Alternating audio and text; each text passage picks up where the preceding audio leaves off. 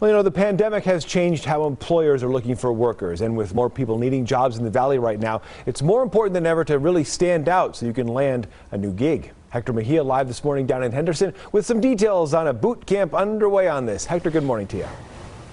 You are 1,000% right on that, John. Good morning to you. And a lot of people forget that you have to be strategic when you send out those resumes and you apply for jobs. Joining us live, we have our live studio audience and Sonia Pedowick here to talk to us. All right, so what should you wear if you're doing a Zoom interview? And also, how can you stand out? Good morning to you. Good morning to you, too. I think it's important to, wear neutral colors and wear something that speaks to your personality. Do your research, be professional if it's a very conservative and professional environment, be more casual if it's a more casual environment.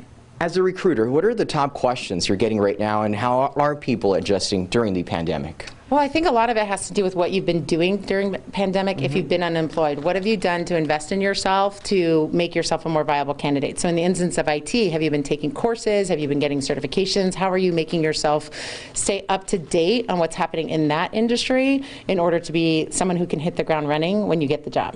So, for example, if Arthur has a job interview through Zoom, should he be wearing the shirt with a tie, or should he be wearing a polo? I think it really depends on the job. If you're going for like a banking job, go with the shirt and tie. But if you're going for maybe a casino or just a more casual corporate one, I don't think there's anything wrong with a polo these days. The days of like suit and tie and jacket are kind of over. And here's a question. So how can you be strategic? Well, I think that's a great thing. I think I was chatting with you earlier about don't spray and pray with your resume. Don't just send it out everywhere. Look at each job description, research the company. So when the client calls and says, hey, we got your application, you're not just asking them who they are and what you applied for. Oh, I forgot. I'm just applying for every job. Be strategic. Make a list. You can go to our website, download a list to track your job search. Which jobs are you applying for? Where did you see them? And what is unique about that job? So when the client calls, you can say, oh, yeah, I saw your job. I'm really interested in working in a warehouse. I'm really interested in being in a corporate environment. You can sound like you're really invested and authentic for that job. And also, Sonia, you were telling me when it's time to do the Zoom interview,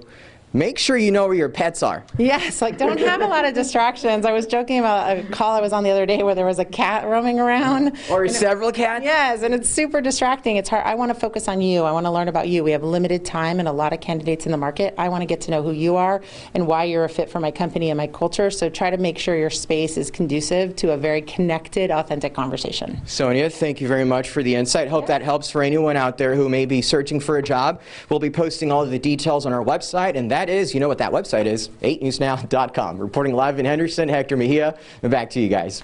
All right, Hector, thank you very much. And did you say it's Arthur? Arthur's looking for a job? Is that his name? Arthur. Arthur. Arthur. Good luck to Arthur. Arthur. Well. Thanks, Hector.